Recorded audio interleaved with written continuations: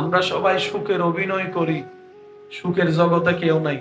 মানুষের সামনে গেলে ওই 5 টাকার একটা বানোয়াটি হাসি সবার মুখে লেগে থাকে। প্রশ্ন তো এখানেই থাকে, মুখের হাসিটা তো ঠোঁটে দেখা যায়, মন থেকে হাসি কয়জনে হাসতে পারে? সেজন্যই তো বলা, পৃথিবীর মধ্যে যদি সুখী মানুষ দেখতে চান, রাস্তার একটা পাগলকে দেখেন, সুখী মানুষ দেখা হয়ে যাবে। পাগলের চাইতে সুখী মানুষ।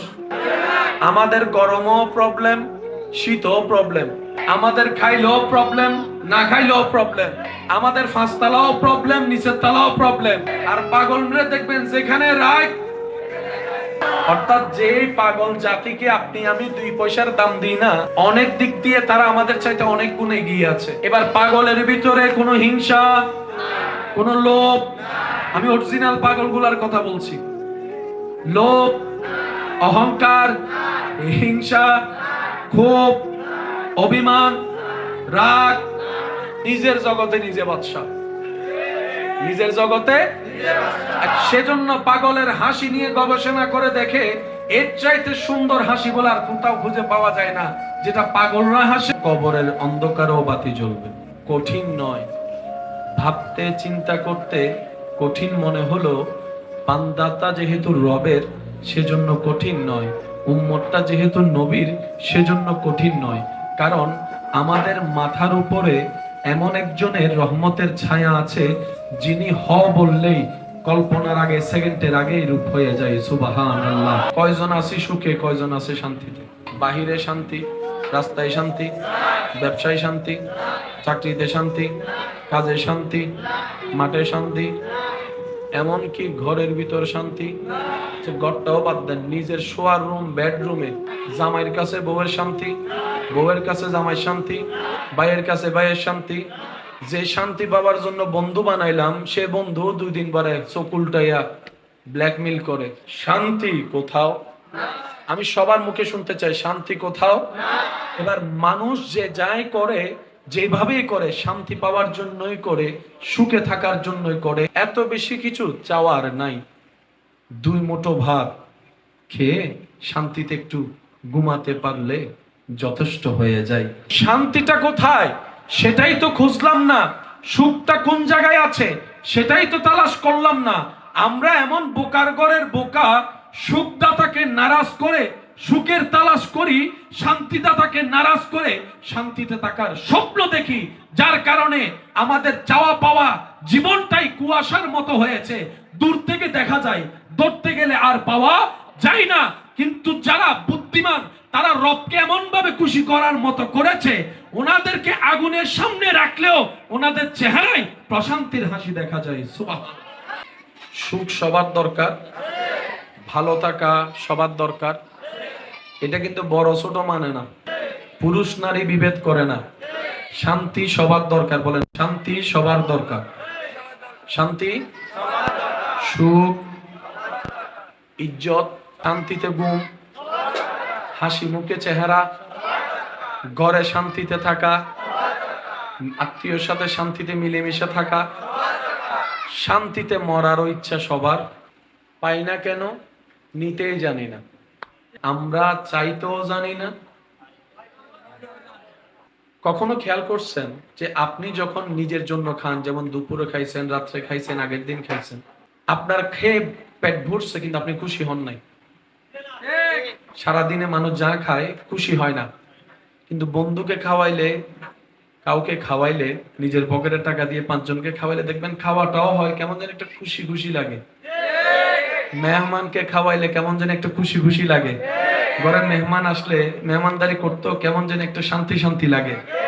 আসল সুখটা কোথায়? নিজের জন্য করার মধ্যে সুখ নাই, আল্লাহর সৃষ্টির মুখে হাসি ফুটানোর মধ্যেই সুখ লাগাইতো আছে। কেউ হারতে চায় না, সবাই জিততে চায়, কারণ সবাই জিতার মধ্যে সুখ খুঁজে। যখন চিন্তায় আসে অন্যকে হারাবো, পিঠটা মাটিতে লাগাই দিব, আমি জিতে যাব, হাতটা উপরে যাবে, সবাই আমাকে নিয়ে বাবা করবে, সুখটা আমার, ইজ্জতটা আমার।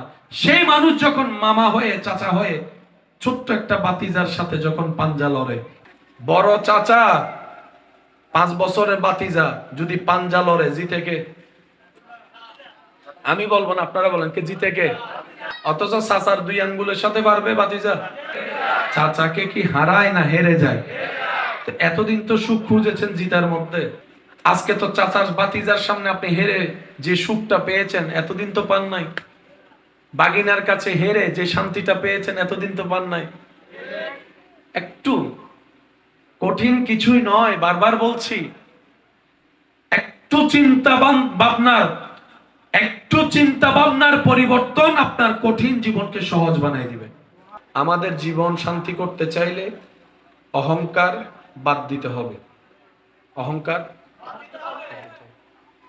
লোভ, রাগ, অভিমান, আমিত্ব, এই পাঁচটার সাথে শুধু আপনার জীবন অশান্তির বিষয় না, আপনার শরীরের অশান্তিও জড়িত। সেজন্য ডাক্তারের কাছে গেলে ডাক্তার একটা কথা বলে, টেনশন করেন না। আচ্ছা আপনারাই বলেন, বললে কি টেনশন কমে যায়? যিনি বলতেছেন টেনশন করেন না, ওনারও তো টেনশন। আপনার আমার ঘরে অশান্তি মানে ওনার ঘরে শান্তি। আমরা সবাই সুখের অভিনয় করি, সুখের জগতে কেউ নাই। মানুষের সামনে গেলে ওই 5 টাকার একটা বানোয়াটি হাসি সবার মুখে লেগে থাকে। প্রশ্ন তো এখানেই থাকে, মুখের হাসিটা তো ঠোঁটে দেখা যায়, মন থেকে হাসি কয়জনে হাসতে পারে? সেজন্যই তো বলা, পৃথিবীর মধ্যে যদি সুখী মানুষ দেখতে চান, রাস্তার একটা পাগলকে দেখেন, সুখী মানুষ দেখা হয়ে যাবে। পাগলের চাইতে সুখী মানুষ বলেন না রে ভাই, পাগলের চাইতে সুখী মানুষ। আমাদের গরমও প্রবলেম, শীতও প্রবলেম, আওয়াজ দেন। আমাদের খাইলেও প্রবলেম, না খাইলেও প্রবলেম। আমাদের 5 তলাও প্রবলেম, নিচের তলাও প্রবলেম। আর পাগলরা দেখবেন যেখানে রাগ, সুবহানাল্লাহ বলবেন না? অর্থাৎ যেই পাগল জাতিকে আপনি আমি 2 পয়সার দাম দিই না, অনেক দিক দিয়ে তারা আমাদের চাইতে অনেক গুণ এগিয়ে আছে।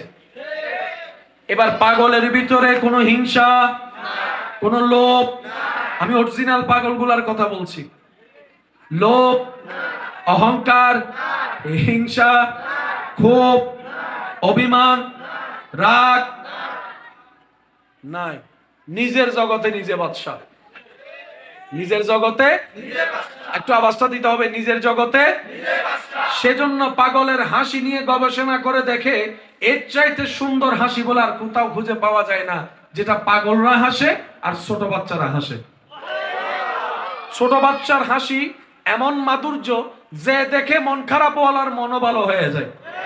মাঝে মধ্যে ছোট্ট ছোট্ট বাচ্চারা যখন কিলকিলাই করে আওয়াজ করে হাসে, ওদের হাসি দেখে কান্না করা মানুষ পর্যন্ত কান্না থেমে যায়, দিলটা খুশি হয়ে যায়। বলেন না সুবহানাল্লাহ? এই হাসির মধ্যে কোনো ভেজাল নেই। আর আমাদের হাসিতে ভেজাল, ডাক্তারের হাসিতে ভেজাল, রোগীর হাসিতে ভেজাল, কারণ আমরা কেউ শান্তিতে। এবার আপনারা বলেন, এই সব বিষয়গুলো জানার বোঝার দরকার আছে না নাই? দিন দিন কি সংসার জমতেছে না ভাঙতেছে? তাহলে জানার দরকার। দিন দিন ভাই ভাইয়ের সম্পর্ক লাগতেছে নাকি দূর হচ্ছে? তাহলে বুঝার দরকার। আর হাজার প্রবলেমের সমাধান যে এক জায়গায় পাওয়া যায়, এটার নামেই ইন্নাদ্দীনা ইনদাল্লাহিল ইসলাম। ঠেলাঠেলি জোরাজোরি ইসলামে নাই। জোর করে ধরে কাউকে কালিমা পড়াতে আনলে আপনার এলাকার ইমাম সাহেব কখনো কালিমা পড়াবে না। প্রথম প্রশ্ন ওনাকে করবেন, আপনি কি স্বেচ্ছায় পড়ছেন নাকি কেউ আপনাকে জোর করেছে? যদি বলা হয় যে আমাকে জোর করা হয়েছে, ওই ইমাম কখনো কালিমা, আমি আপনাদের জবানে শুনতে চাই, ওই ইমাম কখনো কালিমা পড়াবে না। কারণ ইসলাম প্রেমের ধর্ম, আর প্রেম জোর করে হয় না, এটা প্রেম হয়ে যায়, প্রেম আসতে হয়। আরেকটু জোরে বলেন না সুবহানাল্লাহ? আরেকটু জোরে বলেন সুবহানাল্লাহ? ধর্মের নাম কি? বলেন ধর্মের নাম কি? All in one. বলেন অল ইন, এভরি সেক্টর, সব জায়গার বিষয় ইসলামে আছে। ইন্টারনাল, এক্সটার্নাল, ভিতর বাহির, মানব জীবন কেন্দ্রিক যত ধরনের সমস্যা, সব সমস্যার সমাধান ইসলাম। ইসলাম বলে ছোটরা বড়দেরকে কি করো? মাশাআল্লাহ, একটু জোরে বলেন। শ্রদ্ধা করো। একটা ছোট্ট শব্দ, আর কিচ্ছু না। বড়দেরকে নির্দেশ দিয়েছেন ছোটদেরকে স্নেহ করো। ছোটদেরকে কি করো? আমাদের জীবনে যদি বড় ছোটের ভিতরে দুইটা শব্দ চলে আসে, হাজার প্রবলেম সেখানে শেষ হয়ে যাবে। প্রত্যেকটা মানুষের ভিতর অপমান বোধ আছে না নাই? বন্ধু বন্ধুকে অপমান করলে 1 সেকেন্ডও দেরি না করে নাক ফাটাই দেয়। কিন্তু স্কুলে মাদ্রাসায় যখন টিচার শত ছাত্রের মাঝখানে আপনাকে কানে ধরে দাঁড় করাতে বলে, আপনাকে কানে ধরে দাঁড় হতে বলে বেঞ্চের উপরে, তখনও কিন্তু আপনার এখানে জ্বলেছিল, অপমান লেগেছিল, কিন্তু কখনো কি শিক্ষকের সাথে বেয়াদবি করছেন? যেই জিনিসটা আপনাকে সেই দিন বেয়াদবি করতে দেয় নাই, এটার নাম আদব, এটার নাম শ্রদ্ধা। ওই শ্রদ্ধাটা শিক্ষকের উপর থাকার কারণে হাজার রাগে করার পর আপনি হজম করে নিয়েছেন, এটা আমার ওস্তাদ, এটা আমার শিক্ষক, এটা আমার গুরু, এটা আমার অভিভাবক। কিন্তু একই জিনিসটা যখন বন্ধুর সাথে হয়েছে, বলেন না বলেন না, নাক নাক ফাটাই দিয়েছে। ইসলাম এমন ভাবে কাজ করে, একদম গোড়া থেকে একজন মানুষ যখন নবীর আদর্শকে সাথে নিয়ে ওইটাকে বিল্ড আপ করতে পারে, ওই মানুষটাই এলাকার জন্য সোনার মানুষ হয়ে যায়। সুবহানাল্লাহ। আল্লাহর ওলি এমনি মানুষ মহব্বত করে না, ওনাদের ভিতর সেই সম্পদ আছে বলেই ওলিদের জন্য মানুষ এত শ্রদ্ধা, এত প্রেম, এত মহব্বত। নিজের মানুষও নিজেকে এতটুকু মহব্বত করে না, ওলিকে যতটুকু শ্রদ্ধা মহব্বত করে। কথা বলেন ঠিক কিনা? আর একটু জোরে বলেন ঠিক কিনা? ইমানদার ভাইরা, এতটুক কথা যারা বুঝতে পেরেছেন তারা একবার বলি মারহাবা। আর একটু আস্তে। এবার আসুন দ্বিতীয় পার্টের মধ্যে যাই। আমার সাথে একটু রিপ্লে দিবেন। আল্লাহর কুদরত বলেন। আল্লাহর কুদরত শব্দটার সাথে কম বেশি আমাদের সবার পরিচয় আছে, শুনেছি অনেকবার। আল্লাহর কুদরত, আল্লাহর কুদরত, আল্লাহর কুদরত আসলে জিনিসটা কি? মনে রাখার মতো এক কথায়, এমন কিছু বাস্তব ঘটনা যেটা কোনো মানুষের দ্বারা করা সম্ভব নয়। সুবহানাল্লাহ বলেন। এমন কিছু বাস্তব ঘটনা যেটা মানুষের পক্ষে করা, সাধারণ মানুষের পক্ষে সম্ভব, যেটা কেমনে হয় ব্রেনের বাইরে, কম্পিউটারের বাইরে, বিজ্ঞানের বাইরে, স্যাটেলাইটের বাইরে, নাসাও যেটার অস্তিত্ব কারণ কিভাবে হয় খুঁজে বের করতে পারে না। চোখ যেখানে থমকে যায়, হাত যেখানে সিলিন্ডার করে, ব্রেন যেখানে নিজেকে অপরাজিত বলে ঘোষণা করে, এটার নাম কুদরত। এটা কি প্যান্ডেল? বলেন এটা কি কিসের উপর? এটা কি কুদরত? এটা কি কুদরত? যেটা আমি চাইলেই বানাইতে পারি। এটা কেমনে আছে সেটা সবাই জানে। সাউন্ড বক্সের আওয়াজ বের হচ্ছে, এটা কুদরত? আমার ভাই ভালো জানে। কোন সুইচ দিলে কি হয় এগুলো উনি এমনি, আপনি আমি করে দেখাতে পারবো না, উনি শুধু আঙ্গুল দিয়ে দেখাইতে পারবে। এটা ইগু, এটা বেস, এটা ইফেক্ট। ক্যামেরা কি কুদরত? বলেন না ভাই, ক্যামেরা কি কুদরত? ঘড়ি কি কুদরত? মাইক কি কুদরত? আপনার টেবিল কি কুদরত? সারা পৃথিবীকে আল্লাহ পাক ভাসিয়ে রেখেছেন কোন প্রকার খুঁটি ছাড়া শূন্যের উপরে। এটা কুদরত। এটা কি? এটা কি? মেঘের গুচ্ছ ছিন্ন বিচ্ছিন্ন ছড়িয়ে ছিটিয়ে সব জায়গায় আছে। বৃষ্টির যখন টাইম হয়, সাদা মেঘ কালো হয়ে সব এক জায়গায় চলে আসে, মাঝখানে কোনো মেশিন নাই।